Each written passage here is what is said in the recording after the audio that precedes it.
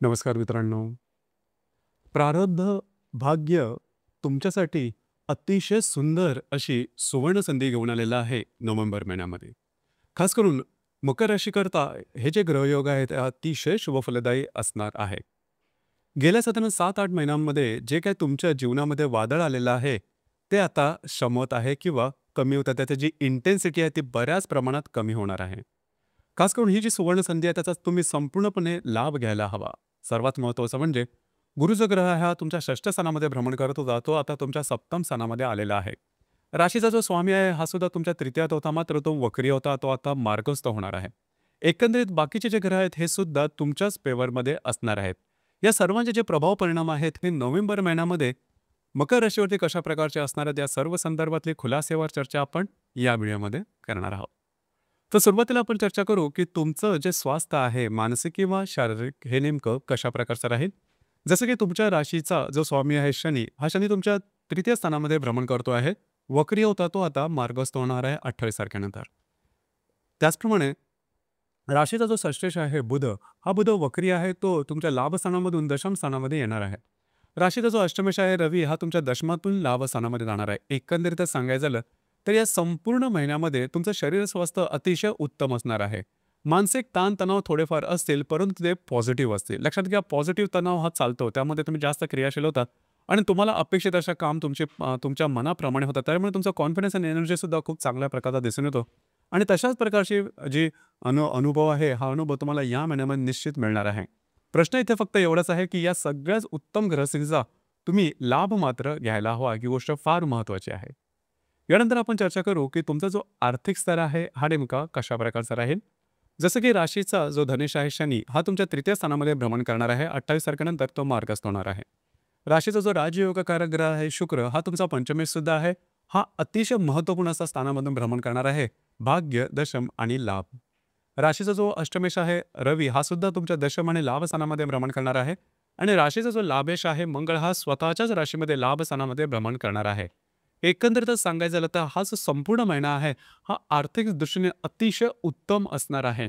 जर का या 6-7 महिन्यामध्ये तुम्ही काही चुका केलेल्या असतील, आर्थिक संदर्भामध्ये चुकीची इन्व्हेस्टमेंट झालेली असेल किंवा कर्ज दिलेलं असेल किंवा आर्थिक संदर्भात काही चुकीचे गोष्टी झालेल्या असतील, तर ते सर्व भरून काढण्याकरता हा संपूर्ण महिना तुमच्यासाठी अतिशय उत्तम असणार आहे.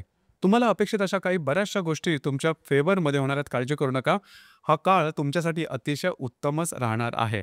खास करून अडकलेली कामं पूर्ण होतील, तुमची इन्व्हेस्टमेंट बरोबरची राहील, तुम्ही इन्व्हेस्टमेंट केलेले पैसे तुम्हाला परत मिळू शकतील. याचप्रमाणे जर का तुम्ही शेअर मार्केटमध्ये ट्रेड करत असाल तर या महिन्यामध्ये तुम्हाला काही चांगले उत्तम लाभसुद्धा सुनिश्चितपणे मिळणार आहेत, काळजी करू नका. खर्चावर थोडंसं नियंत्रण ठेवा, कारण लाभस्थानात भ्रमण करणारा जो मंगळ आहे चतुर्थ दृष्टीने तुमच्या द्वितीय स्थानाला पाहत आहे. यानंतर गृहसौख्य किंवा ज्याला आपण फॅमिली हॅपीनेस म्हणतो त्याबद्दल सांगायचं झालं तर राशीचा जो चतुर्थेश आहे मंगळ, हा स्वतःच्या राशीमध्ये तुमच्या लाभस्थानामध्ये भ्रमण करत आहे. काळजी करू नका, घरातल्या व्यक्तींबरोबर नातेसंबंध अतिशय उत्तम असणार आहेत. घरामध्ये ज्या गोष्टी आहेत त्या आधीच अशा थोड्या वेगळ्या चालल्या होत्या, म्हणजे साधारण 1-1.5 महिन्यापूर्वी, त्यामुळे आताचा जो कालावधी आहे तो बराचसा चांगला असणार आहे. घरातल्या व्यक्तींमध्ये नातेसंबंध सुधारतील. वास्तूच्या संदर्भातली महत्त्वपूर्ण कामं तुम्ही या दरम्यान हाती घेऊ शकता, म्हणजे नवीन वास्तू घेणं, असलेली वास्तू विकणं, वास्तूच्या संदर्भातले काही महत्त्वपूर्ण रेमेडी वगैरे करणं, उपाय वगैरे करणं, हा भाग तुम्ही या महिन्यामध्ये जरूर करू शकता. यानंतर आपण चर्चा करू की तुमचं जे लव्ह लाईफ आहे किंवा रिलेशनशिपचा जो मामला आहे हा नेमका कशा प्रकारचा असेल. जसं की तुमच्या राशीचा जो पंचमेश आहे शुक्र, हा तुमच्या भाग्य, दशम आणि लाभ स्थानामध्ये भ्रमण करणार आहे. अतिशय उत्तम अशा प्रकारची ही ग्रहस्थिती असणार आहे. खास म्हणून जर तुम्ही कोणाच्या रिलेशनशिपमध्ये असाल, दोघांमधील नातेसंबंध सुमधुर अशा प्रकारचे दिसून येतील. रिलेशनशिपमध्ये असणाऱ्या व्यक्तीबरोबर बाहेर फिरला जाण्याचा योग सुद्धा संभवतो.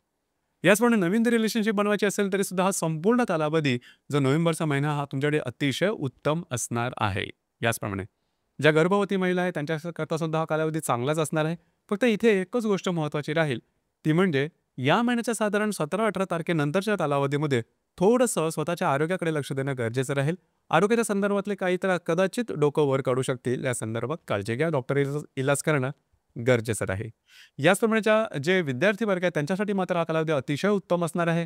तुम्ही जे काय एफर्ट घेतले, तुम्ही जे काय प्रयत्न केलेले आहेत, त्याला उत्तम साथ डेस्टिनीची किंवा प्रारब्धाची लाभणार आहे. वैवाहिक जीवनाबद्दल सांगायचं झालं तर राशीच्या सप्तमामध्ये गुरु आलेला आहे. 12 तारखेनंतर तो वक्री होणार आहे, काळजी करू नका. घरातील म्हणजे तुमच्या तुम्ही विवाहित असाल तर वैवाहिक जोडीदाराचे नातेसंबंध अतिशय उत्तम असणार आहेत. याचप्रमाणे वैवाहिक जोडीदारावर कुठे बाहेर फिरला जाण्याचा योग सुद्धा संभवतो.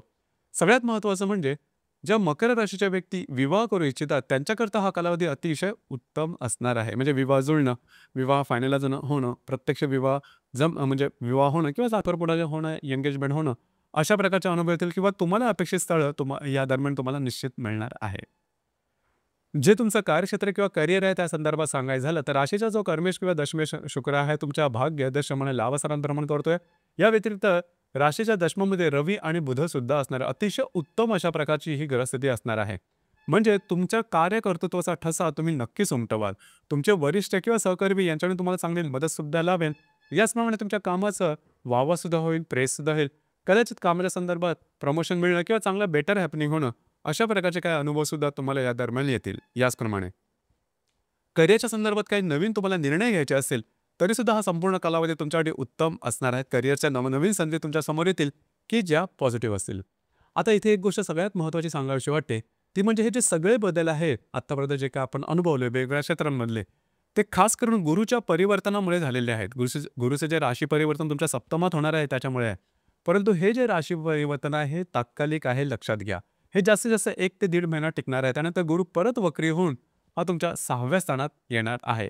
यामुळे जे काही तुम्हाला प्रयत्न करायचे आहेत, जे काही तुम्हाला जोर लावायचा आहे, जी काही तुम्हाला शक्ती वापरायची आहे, जी काही ऊर्जा तुम्हाला प्रत्यक्षात अनुभवायची आहे, ती तुम्ही या महिन्यामध्ये जरूर अंमलात आणा. जेणेकरून येणारा जो कालावधी आहे, हा कालावधी तुमच्या फेवरमध्ये असेल. या संदर्भात ही गोष्ट थोडीशी महत्त्वपूर्ण राहील.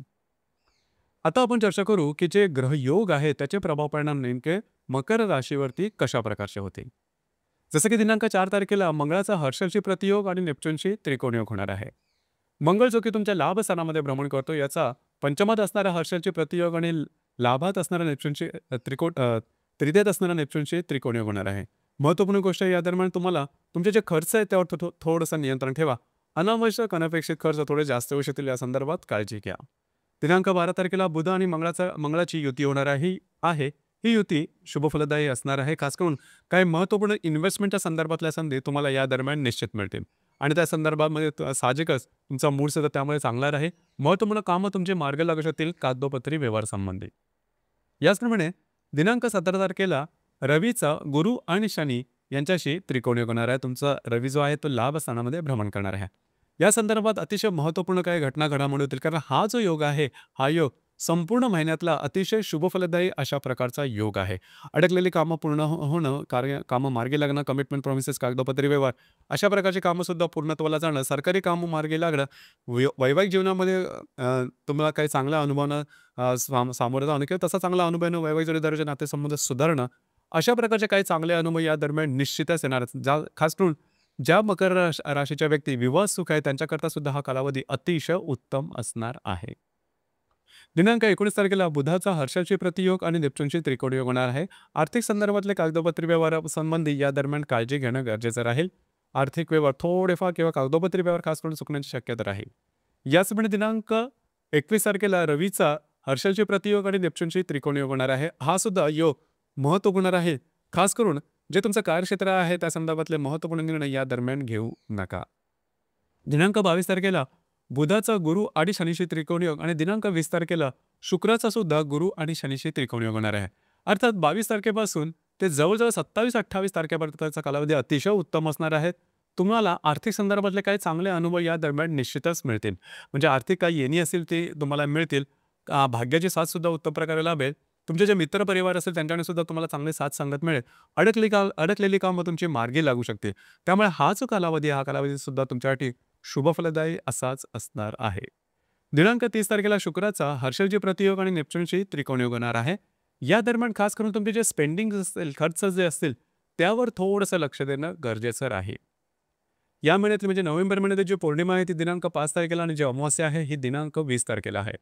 अमावास्या आणि पौर्णिमेदरम्यान रविचंद्राचं आकर्षण पृथ्वीकडे थोडं जास्त असतं, त्यामुळे आपण थोडेसे जास्त भावनातीत होतो आणि भावनातीत होऊन घेतलेले निर्णय चुकीचेच असतात. तर साधारण या महिन्याच्या 5 आणि 20 तारखेला कमिटमेंट प्रॉमिसेस, कागदोपत्री व्यवहार किंवा विवादापासून लांब राहणं गरजेचं राहील.